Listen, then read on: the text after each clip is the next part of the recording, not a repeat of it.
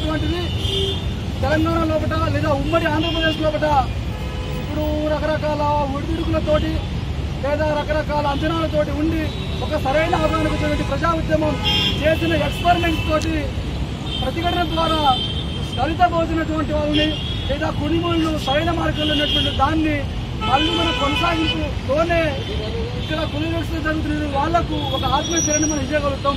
అట్లా మాత్రమే కులనిర్మూలన పోరాట సమితిని కులనిర్మూలన ఉద్యమాల్ని ఇంకా మనం ఈ దేశంలో ఉధృతంగా చేయడానికి ఆస్కారం ఉంటుంది. కాబట్టి ఆ వైపుగా ఇక్కడ ఉన్నటువంటి విద్యార్థులు కులనిర్మూలన పోరాట సమితి ఆలోచించాలన్నటువంటిది దాని నాయకత్వంలో మేము పనిచేయడానికి కేవలం ఒక సంఘటన జరిగినప్పుడే కాకుండా ఈరోజు చాప కింద నీరుల విశ్వవిద్యాలయాల లోపల కుల వివక్ష జరుగుతూ ఉన్నది.